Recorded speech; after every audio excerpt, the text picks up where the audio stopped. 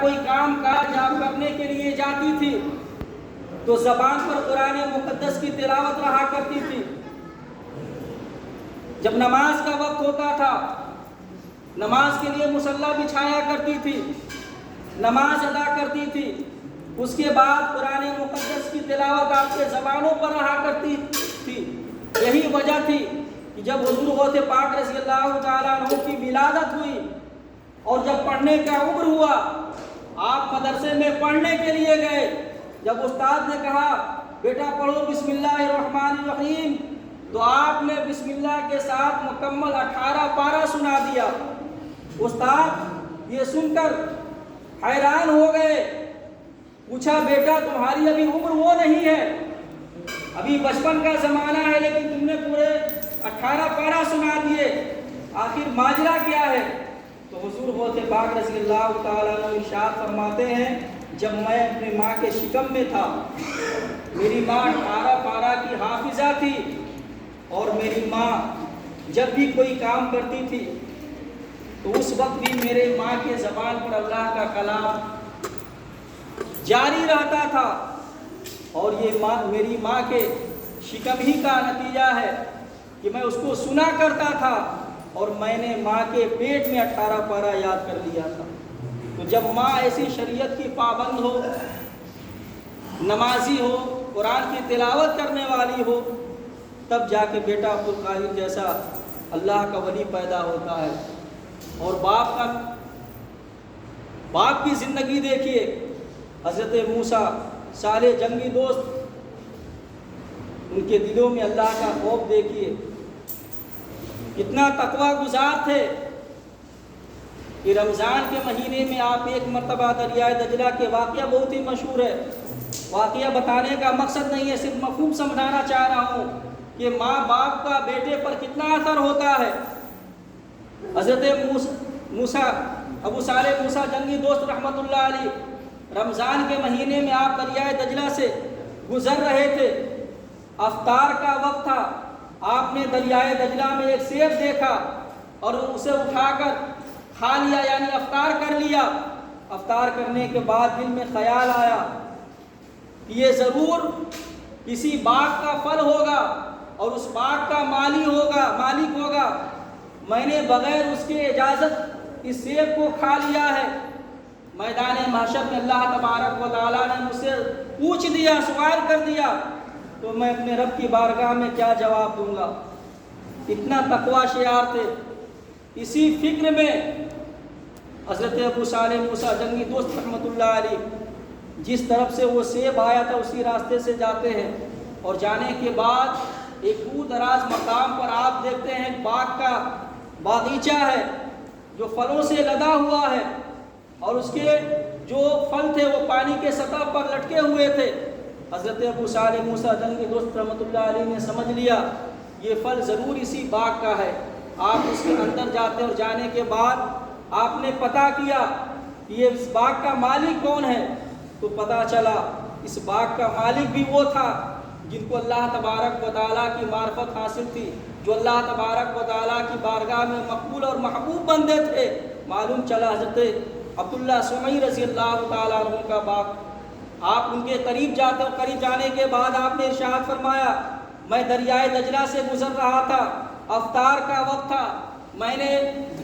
دریا میں ایک سیب دیکھا اور اسے اٹھا کر کھا لیا، افطار کر لیا، میں آپ سے معافی مانگنے کے لیے آیا ہوں۔ حضرت سید عبداللہ سمعی رضی اللہ تعالیٰ عنہ اپنی کشف و کرامت سے سمجھ جاتے ہیں یہ آنے والا بچہ کوئی عام بچہ نہیں ہے بلکہ اللہ تبارک و تعالیٰ کا محبوب بندہ ہے، اپنے کشف و کرامت سے سمجھ جاتے ہیں۔ آپ نے ارشاد فرمایا معاف تو کر دوں گا مگر اس کے لیے ایک شرط ہے۔ حضرت ابو موسیٰ صالح جنگی دوست رحمت اللہ علیہ نے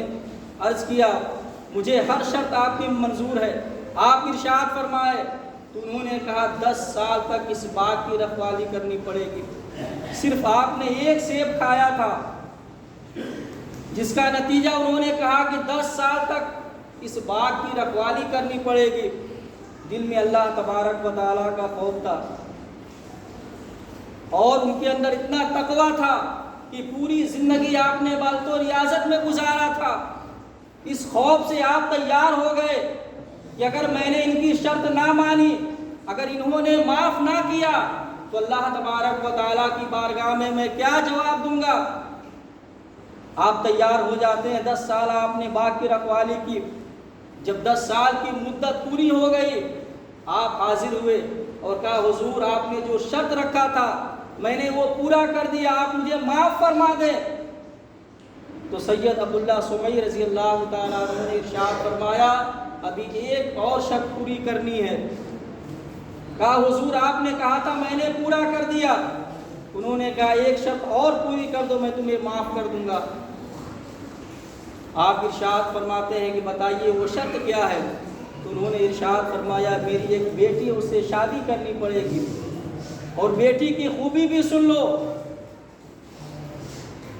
وہ اندھی ہے، بہری ہے، لنگڑی ہے، گنجی ہے، اس کے جسم کے اعضاء کام نہیں کرتے، اس سے شادی کرنی پڑے گی تب میں جا کے معاف کروں گا۔ حضرت ابو موسیٰ سارے جنگی دوست رحمۃ اللہ علیہ دل میں یہ خیال کرتے ہیں پوری زندگی کا معاملہ ہے، آخر ایسے کے ساتھ کیسے زندگی گزاروں گا، لیکن دل میں اللہ تبارک و تعالیٰ کا خوف تھا۔ آپ تیار ہو جاتے ہیں شادی کرنے کے لیے، شادی ہو جاتی ہے۔ جب شب عروسی کا دن تھا آپ کمرے میں تشریف لے جاتے ہیں تو سامنے ایک ایسی حسن و جمال کی مالکہ بیٹھی ہوئی تھی، آپ دیکھ کر تعجب کرنے لگتے ہیں، اور کمرے سے باہر آ کر آپ سید عبداللہ سمیع رضی اللہ تعالیٰ عنہ کی بارگاہ میں حاضر ہوتے ہیں، اور آپ نے عرض کیا حضور جس لڑکی کی آپ نے خوبی بیان کیا تھا جب میں کمرے میں گیا تو اس خوبی کی لڑکی موجود نہیں تھی بلکہ حسن و جمال کی لڑکی موجود تھی۔ تو عبداللہ سمیع رضی اللہ تعالیٰ عنہ نے ارشاد فرمایا جس لڑکی کے بارے میں نے بتایا تھا وہی لڑکی موجود ہے۔ آپ تعجب کرنے لگتے ہیں۔ اس کے بعد آپ نے سارا ماجرا بتایا کہ میں نے اپنے لڑکی کی جو خوبی بیان کی تھی کہ وہ منہ کی گونگی ہے اس لیے کہ اس نے کسی غیر محرم سے بات نہیں کیا، کان کی بہری ہے، اپنے کانوں سے کبھی کسی کے بد کلامی کو نہیں سنا، پیر کی لنگڑی ہے، میں نے اس لیے کہا تھا کہ اس نے اپنا قدم کبھی غلط راستے پر نہیں چلایا، گونگی ہے، میں نے اس لیے کہا تھا کہ جب بھی وہ زبان کھولتی ہے زبان پر اللہ کا کلام ہوا کرتا ہے، میں نے اس لیے خوبی بیان کیا تھا۔ حضرت ابو صالح موسیٰ جنگی دوست رحمۃ اللہ علیہ نے سن کر تعجب کرنے لگے۔ تو کہنے کا مطلب اور مقصد یہ ہے کہ جب ماں اتنی پارسا ہو، عبادت گزار ہو، تقوی شیار ہو، اور باپ کے دلوں میں اللہ تبارک و تعالیٰ کا اتنا خوف ہو، تب جا کے بیٹا سید عبد القادر جیلانی پیدا ہوتا ہے اور اپنے وقت کا ولیوں کا سردار ہوا کرتا ہے۔ تو ماں باپ کا بھی بیٹوں پر اثر ہوا کرتا ہے۔ تو اللہ تبارک و تعالیٰ کا خوف جس کے دلوں میں بس جاتا ہے اس کو دنیا کی فکر نہیں رہا کرتی ہے، وہ صرف اپنی آخرت کے بارے میں سوچتا ہے۔ یہ اللہ والے ہوتے ہیں جن کے دلوں میں اللہ تبارک و تعالیٰ کا خوف بس جاتا ہے، اور جب اللہ تبارک و تعالیٰ کی معرفت حاصل ہو جاتی ہے تو منبر وقت پر بیٹھا ہوا کتنا بڑا ظالم بادشاہ بھی ہو، اگر گرج کر اللہ کا ولی آواز لگا دے تو اس کی کرسی ہلنے لگتی ہے۔ اور حضور غوث پاک رضی اللہ تعالیٰ عنہ نے یہ کیا اور آپ نے کر کے دکھایا۔ جب بغداد کا بادشاہ تھا جو منبر پر بیٹھ کر شریعت کے خلاف کام کیا کرتا تھا، جب حضور غوث پاک رضی اللہ تعالیٰ عنہ نے بغداد کے سرزمین پر آپ نے قدم رکھا، شیعوں کی حکومت تھی اور حالات یہ تھے کہ حضرت ابو بکر صدیق اور حضرت عمر فاروق رضی اللہ تعالیٰ عنہ کا کوئی نام لیا کرتا تھا اس کو کوڑے مارے جاتے تھے۔ حضرت امام احمد بن حنبل جو عاشق رسول ہیں سے عاشق رسول ہیں، جن کو آقا کریم صلی اللہ تعالیٰ علیہ وسلم کی 5 لاکھ حدیثیں یاد تھی، حضرت امام احمد بن حنبل رضی اللہ تعالیٰ عنہ ایک مرتبہ آپ نے بادشاہ کے سامنے حق بات کہہ دی، اس کے عوض میں بادشاہ نے آپ کو 300 کوڑے لگوائے۔ لیکن حضور غوث پاک رضی اللہ تعالیٰ عنہ اللہ کے کتنے مقدس ولی تھے کہ آپ نے جب بادشاہ وقت کو للکارا تو کرسی کانپنے لگی، اور کرسی سے نیچے اتر کر حضور غوث پاک رضی اللہ تعالیٰ عنہ کی بارگاہ میں حاضر ہوا اور عرض کیا حضور آئندہ میں آپ کے ہاتھ پر توبہ کر ہوں، میں نے جو خلاف شرع کام کیا تھا میں اسے توبہ کرتا ہوں، آئندہ میں آپ کے مصطفیٰ کے شریعت کے خلاف کوئی کام نہیں کروں گا۔ یہ اللہ کے ولی ہوا کرتے ہیں جن کے دلوں میں اللہ کا خوف ہوا کرتا ہے، اور جب اللہ کا خوف بس جایا کرتا ہے تو کسی دنیا دار سے نہیں ڈرتے بلکہ اپنے پروردگار سے ڈرتے ہیں، اور ساری مخلوق ان سے ڈرا کرتی ہے۔ تو اللہ تبارک و تعالیٰ نے ارشاد فرمایا یا ایھا الذین آمنوا اتقوا اللہ وکونوا مع الصادقین، اے ایمان والو اللہ سے ڈرو، سچے لوگوں کے ساتھ ہو جاؤ۔ یہ سچے لوگ ہیں، ان سے نسبت رکھیے، عقیدت رکھیے، محبت رکھیے، یہ دنیا میں بھی کام آئیں گے اور آخرت میں بھی کام آئیں گے۔ اللہ کے رسول صلی اللہ تعالیٰ علیہ وسلم کی حدیث مبارکہ ہے جب جنتی جنت میں جائیں گے اور جہنمی جہنم میں جائیں گے، جنت میں جانے والے خوش ہوں گے اور جہنم میں جانے والے مایوس ہوں گے۔ جہنم میں کھڑا ہوا ایک صف، ایک آدمی جنت والوں کے صف میں کھڑا ہوا ایک شخص کو دیکھ کر عرض کرے گا حضور یہ آپ نے مجھے نہیں پہچانا، میں وہ شخص ہوں جس نے دنیا میں آپ کو پانی پلایا تھا۔ دوسرا دیکھ کر عرض کرے گا حضور آپ نے مجھے نہیں پہچانا، آپ میرے بغیر جنت میں جا رہے ہیں، میں وہ شخص ہوں جس نے آپ کو دنیا میں وضو کرایا تھا، آپ مگر میرے بغیر جنت میں جا رہے ہیں۔ تب اللہ کا ولی اللہ تبارک و تعالیٰ کی بارگاہ میں عریضہ پیش کرے گا اے رب قدیر ان کے حق میں ہماری شفاعت قبول فرما۔